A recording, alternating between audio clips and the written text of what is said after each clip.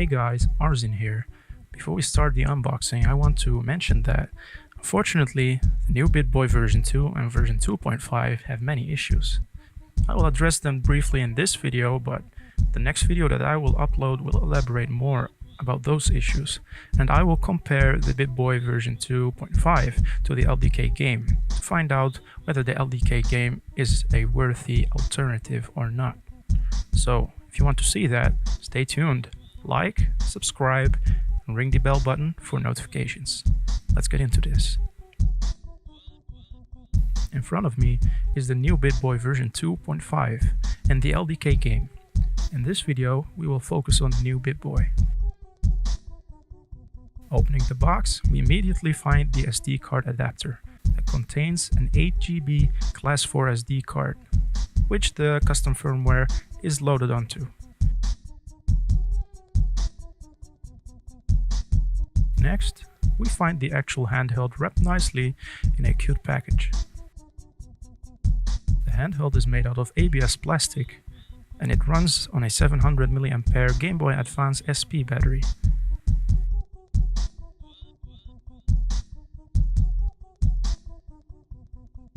Inside our box, there is another box that contains the micro USB and AV cables.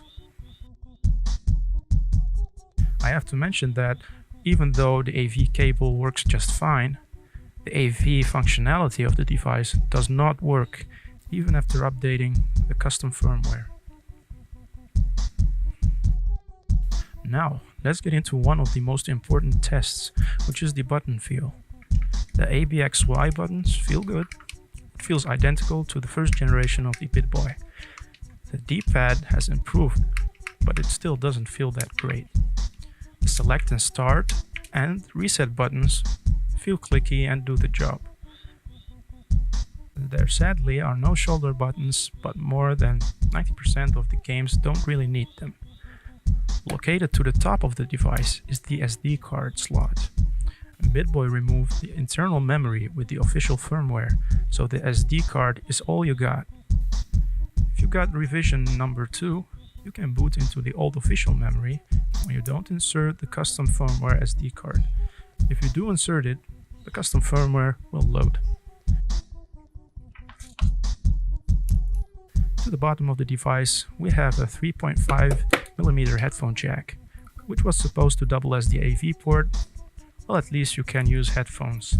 I don't think anyone will miss the AV function anyways, due to it being very low quality and stretched out. Next to it is the micro USB charging port. Unlike the first generation of the BITTBOY, this one does not have a volume wheel. Now, let's turn on the device and take a look at the screen quality. And man, it is gorgeous. And the viewing angles are great. But don't get too happy yet. There is an issue with it, which I'll cover in a jiffy. The custom firmware expanded the amount of emulators playable, like the NES, Game Boy, Game Boy Color, SNES, Mega Drive, Master System, MAME, Neo Geo, PC Engine, and the PlayStation 1.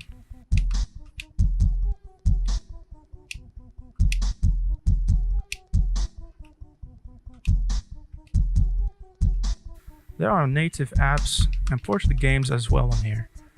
Now, let's see what the settings has to offer. Since I updated the firmware, I'm able to set the minimum and maximum clock speeds.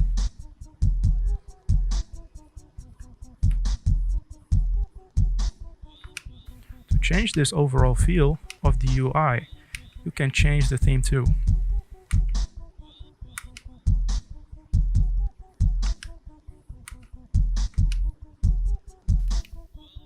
To access the settings of an app, just select the icon and press the select button. So right now, I'll show you how to control the brightness and the volume. To control the brightness, press select and then simultaneously press either of the turbo buttons. To control the volume, just press down select and simultaneously press either of A or B buttons. Keep in mind that the select button gets registered when you press it, and it might annoy you. Now, let's get into the sour part of the review. When I was playing through Street Fighter 2, I noticed some weird ghost inputs, which really killed all the fun I had.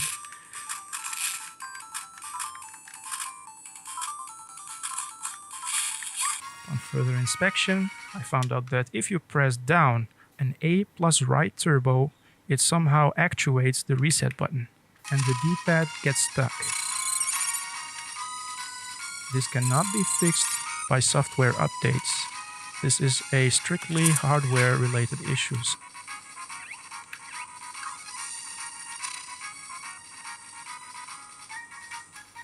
And if you press right on the D-pad and A plus right turbo, it actuates select.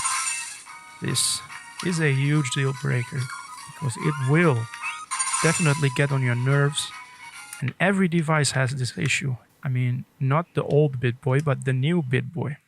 Now, speaking of the devil, issue number 2 is showing up right now. The zigzag looking screen tearing.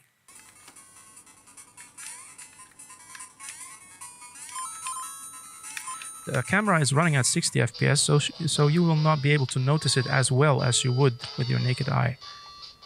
Right now, if you look at the blocks below, you can see some screen tearing.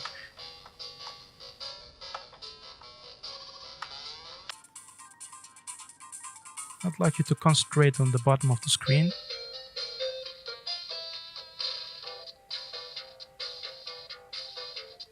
Now, would you look at that?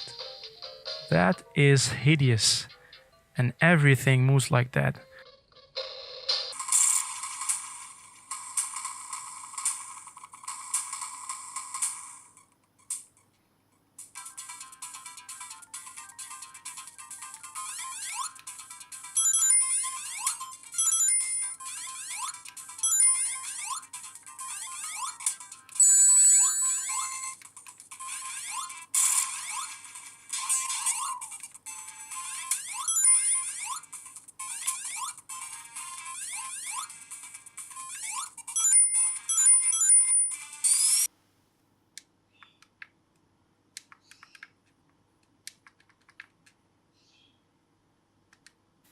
I noticed something weird when running the NES emulator as well. Super Mario Bros. 3 really has some issues running. Yeah, and it is unplayable, but the rest of the ROMs that they included actually do work fine.